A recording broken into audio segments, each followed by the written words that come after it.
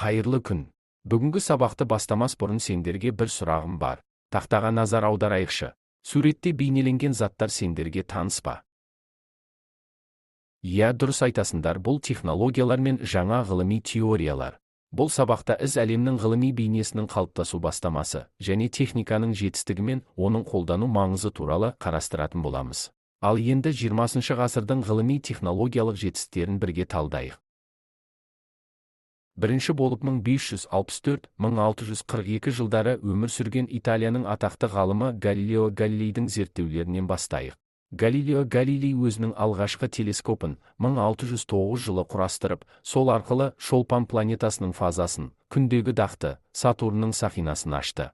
Бұл зерттеулер арқылы жердің негізгі түсініктері қалыптасты. Ал ағылшын ғалымы Ньютон зерттеулері механикаға, оптикаға, астрономияға, математикаға арналған.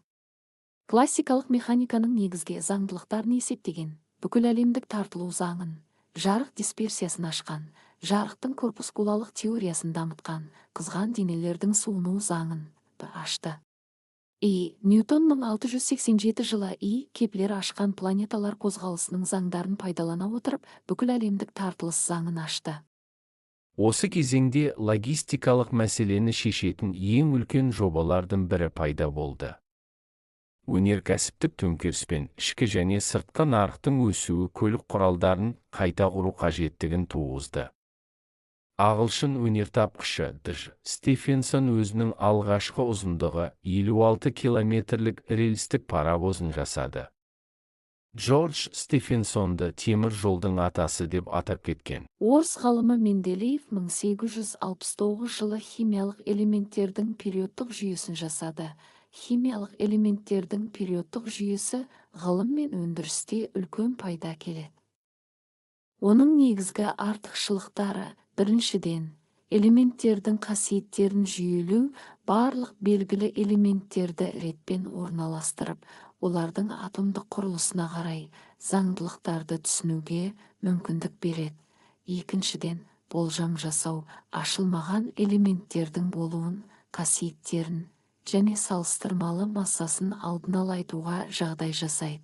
Үшіншіден, ғылыми негіз, химиядағы реакцияларды түсінуге, жаңа қосылыстарды зерттеуге және атом құрылысының теориясын дамытуға тірек болды. Төртіншіден, өндірістік металлургия, фармацевтия, ауыл шаруашылығы салаларда қажетті элементті табуды жеңілдетеді.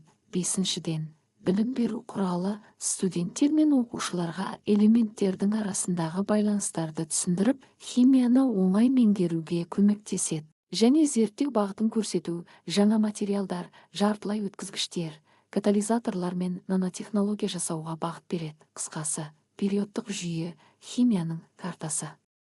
Ол болмаса, элементтерді түсіну хаотикалық болар еді. Микробиология ғылымындағы жаңалықтарды айтатын болсақ, француз бактериологы Луи Пастер иммунология мен микробиологияның негізін қалады. 1885 жылы 6 шілдеде Пастер құтырмаға қарсы вакцина жасады. Осы вакцина көмегімен ол құтырған ит талаған 9 жасар баланың өмірін сақтап қалды. Луи Пастер дәрігерлерге қол мен құрал саймандарды зарарсыздандыру қажеттігін насихаттап, иммунитет туралы ілімнің негізін қалады. Луи Пастердің еңбектері негізінде зарарсыздандыру және пастерлеу әдістері қалыптасты. Ал Роберт Кох болса туберкулез таяқшасын, Сібір жарасы бацилласын, вибрион тырысқағын ашты. Роберт Кох неміс микробиологы, заманауи бактериология мен эпидемиологияның негізін қалаушы. 1882 жылы туберкулез таяқшасын, Кох таяқшасын ашқан үшін ғалым 1905 жылы Нобель сыйлығымен марапатталды. 19 ғасырдың екінші жартысында байланыс құралдарында төңкеріс болды. Испан өнертапқышы Сильва телеграфтық желіні жасады. 1836 жылы американдық Морзе телеграфты ойлап тапты. 1876 жылы телефон ойлап табылды. 1895 жылы орыс физигі Попов радионы ойлап тапты. Байланыс саласындағы осындай үлкен жетістіктер қазір біз қолданып жүрген технологиялардың пайда болуына алып келді. Бүгінгі алған білімді бекіту үшін бірге тапсырма жасап көрейік. Бірінші, күн жүйесі ғаламшарларының қозғалысы заңдарын алғаш болып ашқан бізде Иоганн Кеплер. Екінші, алғаш табиғат зерттеушісі болып жаңалық ашқан ұлы итальяндық ғалым ол бізде Галилео Галилей.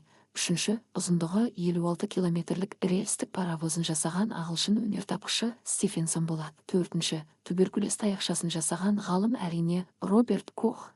Және ең соңғысы телеграфты ойлап тапқан ғалым ол Морзе. Ал енді сабақты қорытындылайтын болсақ, біз қаншама ғылыми жаңалықтармен таныстық. Жалпы 19 ғасырдағы ашылған ғылыми жаңалықтардың маңызы өте зор. Адамзаттың дамуы жаңа сатыға көтерілді, жаңа бетбұрыстарға бағытталды. 19 ғасырдағы ғылыми жаңалықтардың маңызы өте зор болды. Бұл кезеңде ғылым мен техниканың дамуы өнеркәсіптік революцияны жеделдетіп, халықтың өмір сүру деңгейін арттырды. Медицина саласында Луи Пастер мен Роберт Кохтың зерттеулері арқылы жұқпалы аурулардың себептері анықталып, вакцина жасау ісі қолға алынды. Микробиология мен иммунологияның негіздері қаланды. Физика мен химияда электр, магнетизм заңдылықтары ашылып, Менделеевтің периодтық жүйесі жасалды. Ал көлікпен байланыс саласында паровоз, телеграф және телефон сияқты жаңалықтар адам өмірін жеңілдетті. Жалпы алғанда 19 ғасырдағы жаңалықтар ғылым мен техниканың өркендеуіне, қоғамның прогрессіне, білім мен мәдениеттің дамуына үлкен ықпал етті. Күні бүгінгі ашылып жатқан жаңалықтар 19 ғасырдағы ашылған ғылыми жаңалықтармен тығыз байланысты және соның негізінде дамыды. Ғылыми жаңалықтар техника мен технологиялардың қарқынды дамуының алғышарты болды.